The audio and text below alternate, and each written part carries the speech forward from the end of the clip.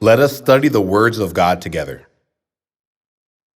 Didn't Job say, life is nothing but a pilgrimage?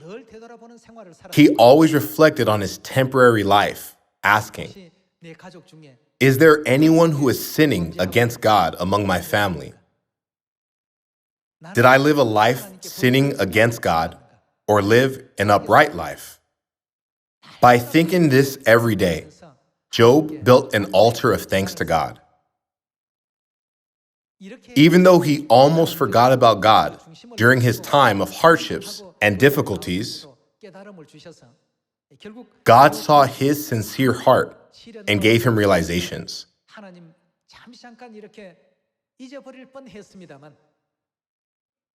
However, God asked Job, who made the heavens and the earth?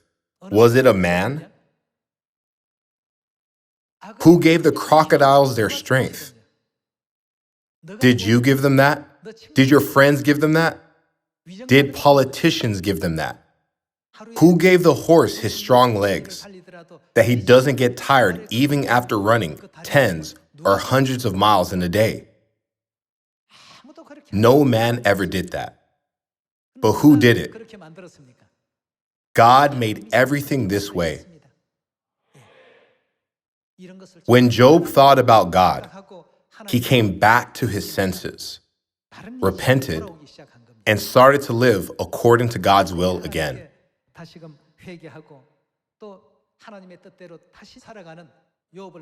We can see that God guided Job to live more graciously for the rest of his life. Everyone, when we are tested and feel like we are forgetting something, it is because we are living our lives forgetting about God. We must remember God. Since Joshua and Caleb always lived a life remembering God, no matter what the situations or circumstances were, they always said, this is what God promised and allowed us. Therefore, it will be fulfilled.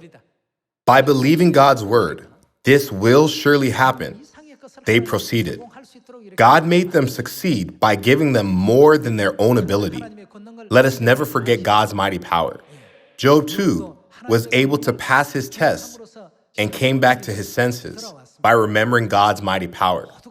All the forefathers of faith were tested while they forgot God, but were able to be released from all their tests once they remembered God. If the 6 million Israelite men tried to turn the Red Sea into dry ground by scooping out the water on their own, they could never dry the deep water of the Red Sea, even if they spent their whole lives trying. But wasn't it done immediately since God did it? After Joshua led Israel's army to surround the city of Jericho, did Joshua or Israel's army actually do anything besides circling around the city every day? They only obeyed God's word and did whatever they were told to do. Will it really work like this? We should make a plan. We have to recruit. Generally, these kinds of thoughts will be in someone's mind. We have to form the army like this to defeat the enemy. They thought about how to form the group. God did not request anything, but said to them, just march around the city. Since they absolutely believed in God's mighty power that controls the powerful universe, what did they say? We are God's people. God is with us. Do not worry. We will swallow them up. All power belongs to our God. Let us look at Isaiah chapter 40, verse 15. Surely the nations are like a drop in a bucket. They are regarded as dust on the scales. He weighs the islands as though they were fine dust. Lebanon is not sufficient for altar fires, nor its animals enough for burnt offerings.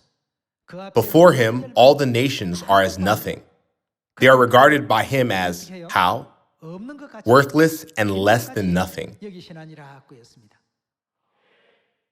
To God, this whole world is like a drop in a bucket. They are regarded as small, as nothing. Since our viewpoint is from the earth, everything appears so big, and it seems like great people live on the earth. But once you look down from the viewpoint of the universe, it is nothing.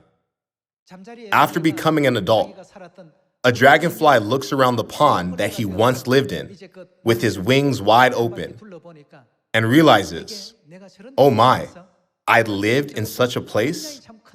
I thought it was such a big world. Once he flaps his wings, he is already on the other side of the pond instantly. However, when he was young, he had to live in the water, where he thought the underwater world was so vast.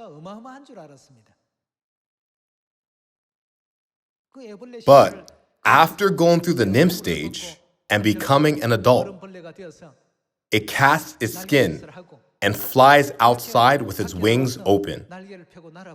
It thinks, is that really the world where I used to live? Was it that shabby? That's it? In the same way, when we view the earth from the viewpoint of the universe that is controlled by God, we can all realize that this earth is very small, like a dot. Let us all cheer up, thinking of our mighty God once again. To Elohim God, who created and governs the universe, and who created this earth where we live, let us give eternal glory and praise. Let us accomplish this gospel mission that Father and Mother entrusted to us with a new resolution and determination. I ask that we all become gracious and beautiful members of the heavenly family in Zion. Thank you very much.